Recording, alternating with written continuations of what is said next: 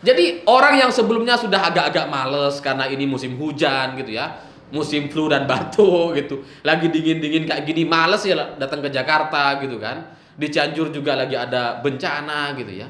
Orang-orang yang sebelumnya ini sudah kayak males mau datang ke reuni, gara-gara video ini nyebar di kelompok mereka, mereka jadi semangat lagi gitu. Dan dengan kejadian yang seperti ini, itu justru merugikan kita semua gitu.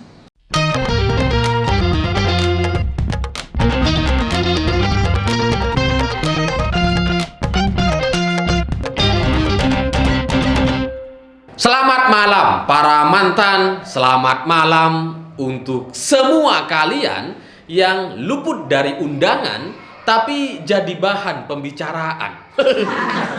Itu kan kayak lagunya Meggy Z gitu ya. Orang lain berlabuh, aku yang tenggelam. Nah, cerita-cerita semacam itu bagi saya jadi mirip sekali dengan cerita kelompok relawan Jokowi yang bikin acara di GBK kemarin. Karena terus terang saya nggak hadir gitu. Karena saya nggak tahu, nggak diundang gitu. Saya tahunya tuh sehari sebelumnya dan itu juga sudah mepet dan nggak memungkinkan bagi saya untuk tiba-tiba datang ke Jakarta gitu. Karena saya ini orang desa gitu ya, belum punya jet pribadi. Jadi kalau mau datang ke Jakarta itu penuh persiapan.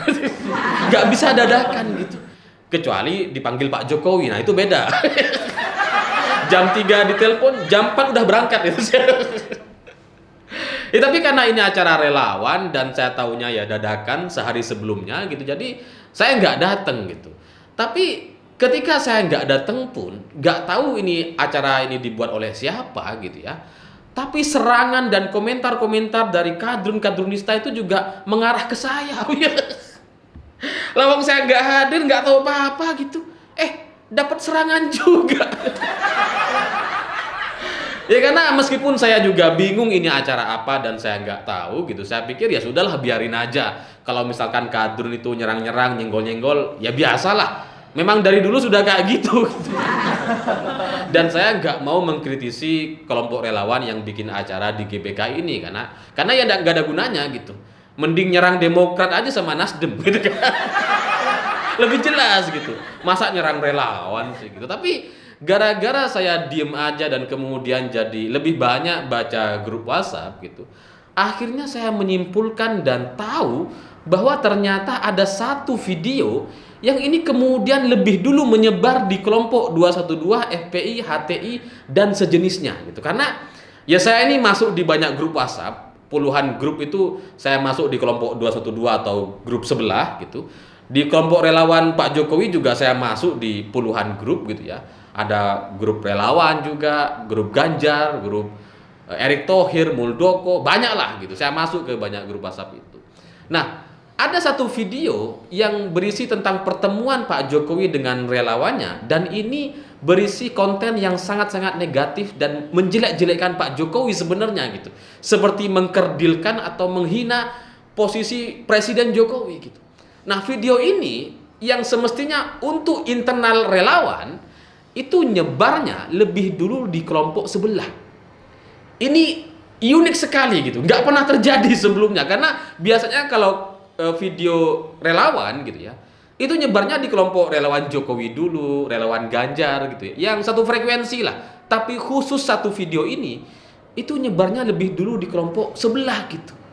Nah untuk memperjelas karena ini videonya sudah viral di mana-mana, sudah diposting oleh banyak orang, sekalian aja saya tunjukkan supaya kita bisa bahas lebih jelas. Silahkan.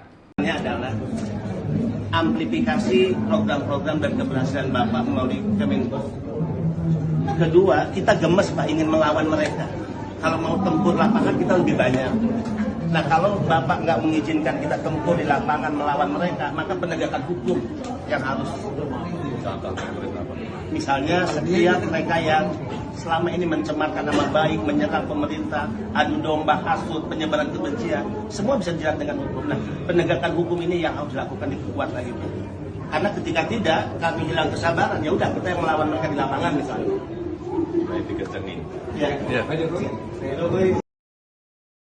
Nah, kalau kalian adalah pendukung Pak Jokowi dan kemudian lihat video ini, rasanya kan ikut malu gitu. Meskipun kita nggak ada di sana, rasanya ikut malu gitu. Masa iya ada relawan bicara di hadapan presiden dengan penuh percaya diri, bicara soal kita tempur. Ini apa-apaan gitu. Ya kalau dia gemes dengan pemfitnah Presiden Jokowi atau keluarganya, kita semua juga merasakan hal yang sama. Tapi kalau sampai kemudian mengancam bahwa nanti kita bisa tempur di lapangan, ini apa-apaan gitu. Anda itu bicara di hadapan presiden gitu. Dan kalau presiden diharuskan mendengarkan curhat kamu yang kayak gini, saya pikir itu bukan levelnya presiden gitu. Waktu Pak Jokowi itu terlalu mahal lah untuk mendengarkan keluh kesah yang seperti ini. Apalagi bicara soal penghinaan terhadap presiden sendiri. kayak ngajarin Jokowi gitu. Ya Pak Jokowi pasti udah tahu dong dengan banyaknya penghina-penghina beliau selama ini, pasti juga sudah baca gitu. Dan ketika ada relawan coba mendikte atau katakanlah memberikan masukan, menyampaikan aspirasinya kepada Pak Jokowi dan meminta agar penegakan hukum dilakukan kepada semua orang yang menghina Presiden Jokowi dan keluarganya atau pemerintahnya, ini kan gak masuk akal gitu. Kamu bicara di hadapan Presiden Jokowi, sementara tugas presiden itu bekerja untuk seluruh masyarakat Indonesia, bukan untuk ngurusin orang-orang yang menjelek-jelekkan dirinya sendiri. Itu bukan tugas presiden gitu. Itu tugas orang lain. Ada tugas-tugasnya. Jadi ketika ada relawan bicara seperti ini di hadapan Pak Jokowi, terus terang bagi saya gitu ya, ini kemungkinannya dua nih. Dia mau terlihat gawat gitu ya, sok-sokan hebat gitu ya, karena jumlah kita lebih banyak gitu ya. Atau yang kedua, dia nggak ngerti soal fungsi presiden. Kalau dia bicara hal ini di hadapan Bareskrim, Polda Metro atau Kapolri gitu ya, itu masuk akal karena memang itu tugas mereka, melindungi atau menjaga harkat martabat presiden Indonesia. Nggak boleh nih ada penghinaan-penghinaan seperti ini. Bagus gitu. Tapi dia bicara di hadapan presiden. Iya, masa presiden kemudian besok nelpon Kapolri, tolong dong itu yang menghina-hina saya tuh tolong diproses. Masa iya kayak gitu gitu. Kayak nggak elegan banget gitu, kayak nggak berwibawa sama sekali gitu. masa Pak Jokowi disuruh kayak gitu sih? Ya nggak bisa lah gitu. Nggak bisa seperti itu. Dan kemudian dia juga mengusulkan gitu, kita harus mengamplifikasi program-program pemerintah yang sudah sukses atau berhasil. Lewat Kominfo katanya. Ini apa lagi? Ya sebagai sebuah aspirasi gak apa-apa, boleh gitu. Tapi kan pertanyaannya, kamu sebagai relawan selama ini itu ngapain aja? Kalau kamu gak ikut mengamplifikasi atau menjelaskan program-program yang sudah dilakukan oleh pemerintah, apa yang kamu lakukan gitu? Karya mana yang kamu sudah pernah tulis atau bikin videonya? Apa ada? Kalau nggak ada, lah kok soal-soal ngasih tahu Pak Jokowi, lawang Pak Jokowi kemana-mana, itu sudah menjadi pusat media, sudah menjadi pusat perhatian gitu. Dan kalau Pak Jokowi datang belusukan atau datang kunjungan ke daerah, itu beritanya di mana-mana dan selalu bicara soal program pemerintah, selalu gitu. Jadi kalau kemudian Pak Jokowi masih diusulkan atau disarankan untuk mengamplifikasi program-program pemerintah, kamu salah alamat. Apalagi kalau kamu gak ngapa-ngapain selama ini gitu. Ya kalau saya masih mending lah gitu ya. Saya beberapa kali pernah lah bahas soal program-program pemerintah gitu ya. Tulisan-tulisan di siwot.com, penulis-penulis saya ratusan, mungkin juga ribuan artikel, banyak sekali membahas soal pencapaian Presiden Jokowi, dan bahkan kami sempat bikin buku dan diserahkan langsung kepada presiden. Itu masih masuk akal kalau kemudian kita gitu ya, orang-orang yang pernah melakukan sesuatu dan menyebarkan program-program pemerintah dan kemudian mengusulkan agar ke depan itu menjadi lebih baik. Tapi kalau dia nggak pernah melakukan apa-apa sebagai relawan kemudian mengusulkan, lah terus kamu mau ngapain? Aneh gitu. Ya kalau saya sama Pak Jokowi misalkan saya ketemu, saya nggak akan minta atau mengusulkan agar Pak Jokowi mengamplifikasi pekerjaan-pekerjaannya lewat Kominfo gitu. Ngapain gitu? Ya kalaupun misalkan mau minta aja datanya. Pak, saya minta data-data program pemerintah, prosesnya seperti apa, progresnya seperti apa, nanti kita akan sebar-sebarkan, kita akan buat konten-kontennya. Itu baru konkret, itu baru relawan gitu. Bukan cuma nyuruh dari presiden instruksi ke Kominfo. Apa coba? Relawan apa ini? Terus terang dari video yang beredar ini itu jelas-jelas seperti mengkerdilkan atau membuat nama Pak Jokowi yang sebelumnya itu cukup baik itu sekarang tuh jadi mudah digoreng gitu. Video ini sudah menyebar di mana-mana dan kemudian jadi bahan gorengan kelompok kadrun-kadrunista gitu. Dan gak masuk akal juga Pak Jokowi harus menanggapi orang yang seperti ini. Makanya kemudian di video tersebut Pak Jokowi itu terlihat ya bingung mau nanggapin apa, cuma dengerin aja. Padahal dalam hatinya tuh ingin bilang balik gitu. Ini apa sih kok saya harus dengerin kayak gini sih? Dan yang membuat saya agak kecewa dengan beredarnya video ini, sebenarnya dari video ini yang kemudian menyebar di kelompok sebelah, itu justru memicu kelompok 212 untuk melaksanakan reuni yang lebih besar dibandingkan sebelumnya gitu. Mereka jadi termotivasi untuk bikin acara dan kemudian turun ke jalan untuk reuni 212 lebih besar jumlahnya dibandingkan relawan yang datang ke GBK. Ya karena ketika video ini muncul di Telegram dan grup WhatsApp gitu ya, itu orang-orang yang sebelumnya agak adem ayem terus kemudian jadi bikin donasi gitu.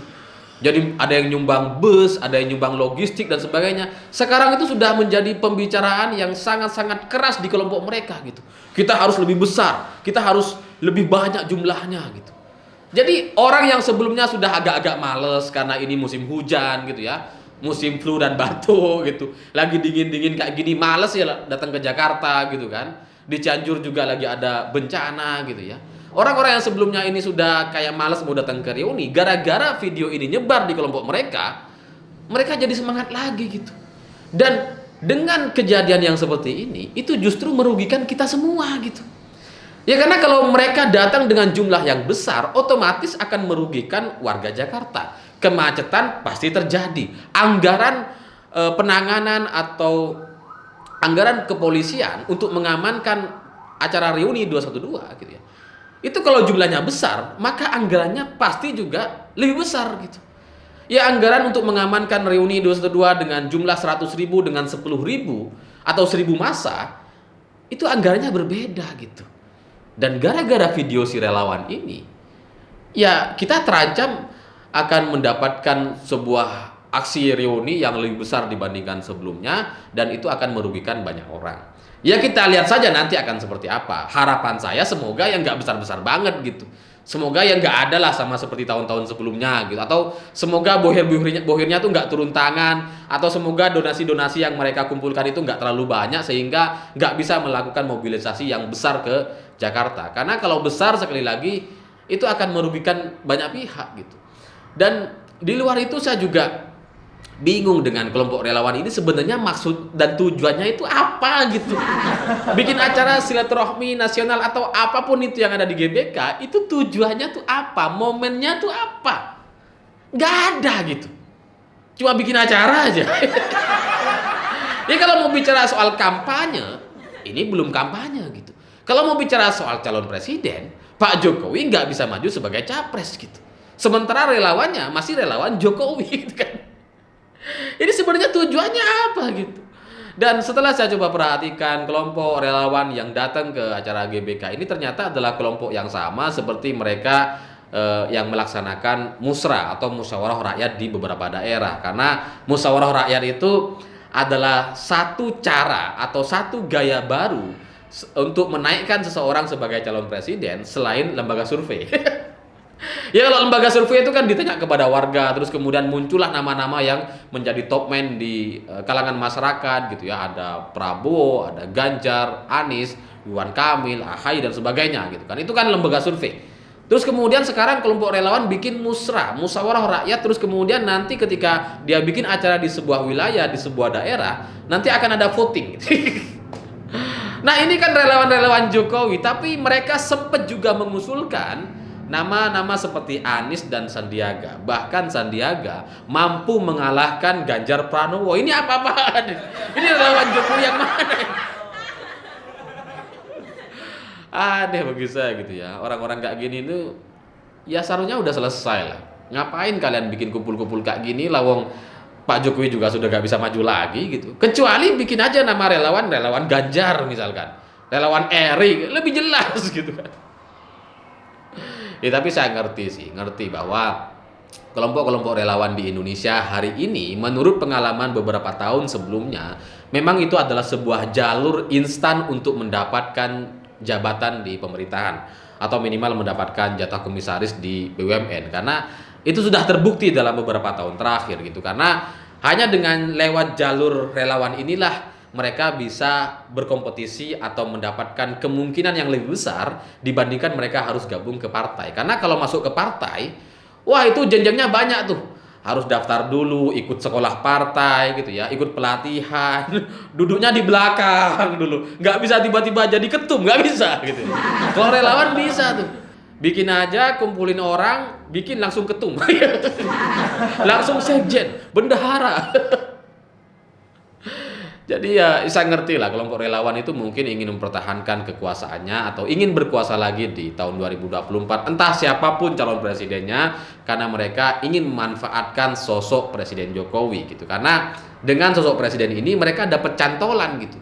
Kalau ke partai mereka nggak diterima karena partai secara organisasi dan secara mesin partai itu jauh-jauh lebih besar dibandingkan relawan gitu.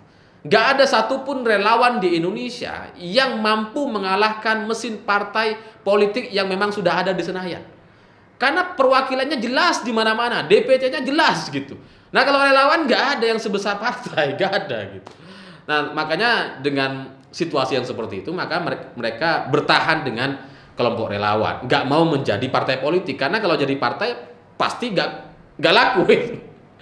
Karena nggak bisa head to head dengan partai dan kemudian nggak punya perwakilan di mana-mana gitu kan, nggak punya kantor, nggak punya cabang gitu, ya gimana mau bersaing dengan partai yang lain gitu. Maka ya tetap menggunakan nama Jokowi. Jadi Pak Jokowi ini sampai di sini menurut saya jadi seperti dimanfaatkan oleh relawan-relawan ini untuk tujuan-tujuan kekuasaan, untuk kepentingan-kepentingan tertentu. Karena Pak Jokowi sendiri gitu ya, saya lihat Pak Jokowi itu orangnya agak-agak sungkan gitu.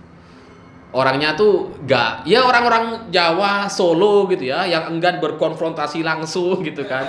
Dan tahu terima kasih kepada orang-orang yang pernah mendukungnya sebelumnya. Jadi gak mau beliau melepas salah satu relawannya gitu. Meskipun kemudian dianggap misalkan udah gak terlalu penting banget, tetap dipertahankan gitu. Itu sama seperti cerita Projo lah. Dulu Projo tahun 2014 ketika presiden dilantik jadi presiden gitu ya. Itu kemudian sempat ditawarin kursi komisaris BUMN gitu. Nah si Projo nih nggak mau gitu. Maunya tuh menteri. Pokoknya nunggu menteri. Nah sampai akhir 2019 gitu ya. Nggak ada lowongan menteri tuh. Reshuffle nggak jadi gitu ya. Maksudnya dia nggak dapet posisi untuk jadi menteri gitu. Nah setelah tahun 2019 gitu ya, setelah Pilpres kemudian selesai Pilpres dan Pak Jokowi menang lagi gitu ya, ini si Projo ini masih belum ditawar-tawarin juga. Ya karena beberapa hari sebelum pengumuman menteri gitu ya, itu calon-calonnya tuh sudah beredar di internal dan itu 80% valid lah gitu ya. Nah karena Projo itu gak masuk gitu ya, gak masuk dalam list itu, dia marah tuh. Tersinggung dia. Wah udahlah kita Projo ini kita pamit, kita ingin membubarkan diri. Nah Pak Jokowi waktu itu nggak mau itu, jangan bubar. Lawang Pak Jokowi itu maunya semua kita itu bekerja sama. Bahkan Prabowo yang menjadi rivalnya dalam 2 kali Pilpres diundang untuk masuk kok itu. Masa iya relawannya kemudian dibiarin bubar? Jangan. Akhirnya nggak bubar. Nah setelah itu kompensasinya adalah Pak Jokowi menawarkan kursi calon wakil menteri. Nah si Projo ini nelpon gitu ke teman saya gitu. Waduh, ngeluh dia curhat gitu. Gimana ya, masa cuma wakil sih katanya. Saya tuh maunya tuh menteri, kalau wakil tuh kan cuma wakil. Cuma untungnya teman saya ini bijak gitu ya. Akhirnya menasehati Projo dan bilang, ya itu udah bagus mas, itu sesuai dengan sampean, itu sudah cukup lah untuk menggerakkan Projo itu lebih besar ke depannya. Oh ya, dikasih motivasi gitu. Akhirnya karena dia cukup percaya dengan teman saya itu, akhirnya si Projo ini mau gitu. Udahlah, siap wakil menteri, siap. Wakil menteri sekarang dia gitu. Nah, Pak Jokowi itu ya tipikal yang apa ya? Dari sekian banyak kelebihan-kelebihan beliau yang kita lihat dalam beberapa tahun terakhir, kelemahannya itu mungkin di soal sungkan-sungkannya ini gitu. Khas orang Jawa banget gitu. Nggak bisa konfrontasi dan terbuka gitu, enggak gitu. Kecuali misalkan ada orang meninggalkan beliau dan kemudian dia mencak-mencak, itu dibiarin aja tuh, nggak dihubungi lagi gitu. Tapi kalau masih hubungannya baik, terus kemudian ya sebelumnya pernah membantu gitu ya, itu terus nggak boleh jauh-jauh dari beliau gitu. Sama seperti Nasdem lah misalkan gitu. Itu kurang salah apa Nasdem gitu mencalonkan Anies Baswedan gitu ya, yang berpotensi untuk menggagalkan IKN misalkan. Lalu kemudian menyebut bahwa Pak Jokowi ini antitesa dari Anies Baswedan gitu kan. Itu kurang salah apa Nasdem? Bahkan yang terakhir Nasdem abstain dari undang-undang revisi IKN. Kebayang nggak? Kesalahan-kesalahan Nasdem itu sudah jelas di depan mata. Sangat layak sekali untuk dipecat atau diganti menteri-menterinya. Tapi sampai sekarang Pak Jokowi tetap mempertahankan menteri-menterinya Nasdem gitu. Kenapa? Ya karena itu gitu. Karena tahu terima kasih, ya karena sungkan, karena ya pernah bekerja sama gitu, sehingga tetap coba dipertahankan meskipun hubungannya sudah panas banget di dalam gitu. Tetap coba dipertahankan. Nah, relawan-relawan ini juga kurang lebih ya sama gitu. Sampai sekarang Pak Jokowi tetap coba menjalin komunikasi, tapi relawannya terlihat sangat-sangat nggak tahu diri, sehingga mereka memanfaatkan betul sosok Jokowi untuk kepentingan pribadinya. Ya kalau mereka, para relawan ini nggak penting siapa calonnya, Anies sekalipun, kalau mereka dapat posisi, kalau mereka dapat kesempatan, mereka akan dukung. Buktinya apa? Dalam musyawarah rakyat ada nama Anies gitu. Jadi relawan ini cuma untuk kepentingannya sendiri, tapi Jokowi dimanfaatkan betul sama mereka gitu. Ya, saya bukan berniat untuk mengajari Pak Jokowi soal politik gitu. Ini pasti sudah sesuai dengan pertimbangannya, dan mungkin Pak Jokowi juga gak mau situasinya ini menjadi panas atau ribut sendiri di internal di sesama pendukung Pak Jokowi gitu. Sehingga ya sudah, ini tetap coba dipertahankan. Tapi bagi saya gitu ya, menjelang tahun 2024, ngelihat relawan-relawan yang seperti ini yang masih coba apa ya, sok-sok hebat di depan Presiden Jokowi, dan entah itu tujuannya apa gitu, saya nggak ngerti gitu. Tapi bagi saya mestinya relawan-relawan seperti ini sudah diseleksi lah, sudah nggak perlu lagi perkumpulan-perkumpulan orang-orang yang seperti ini gitu ya. Ya kalau relawannya tetap perlu ada, tapi orang yang merugikan kayak gini udahlah tendang-tendangin aja. Apalagi orang yang ngobrol di depan Presiden Jokowi itu ternyata adalah namanya gitu ya, Benny Ramdhani, kepala BP2MI. Jadi dia memang udah relawan, udah punya jabatan, tapi masih terlihat ingin hebat di hadapan Pak Jokowi. Ngapain gitu? Kan udah dapat jabatan. Beda kalau misalkan belum dapat gitu kan. Udah dapat masih sok-sokan, ngapain gitu. Jadi ya terus terang saya pengen bilang kasihan sama Pak Jokowi, tapi nggak mungkin lah kita kasihan sama presiden. Wah, presiden masa dikasihani? Nggak mungkin gitu. Nah, cuma dari cerita ini menurut saya sekali lagi ada memang orang-orang yang perlu dihentikan atau diseleksi lah, agar tidak semuanya bisa bertemu dengan presiden. Karena setahu saya sekali lagi, kalau kita bertemu dengan Presiden Jokowi, entah itu di Istana Merdeka atau beliau datang ke kantor kita gitu ya, ke tempat kita, biasanya itu ada aturan untuk orang-orang ini nggak ngambil video atau merekam pembicaraan antara Pak Jokowi dengan orang lain gitu. Biasanya tuh ada kayak gitu. Tapi ini kayaknya bocor, entah itu nggak diatur sama panitia atau memang sengaja untuk manas-manasin kelompok 212. Saya nggak tahu apa tujuannya, tapi kita lihat saja nanti Desember tanggal 2, kita lihat akan ada apa di Jakarta. Saya pikir itu. Terima kasih sudah menonton. Begitulah kura-kura.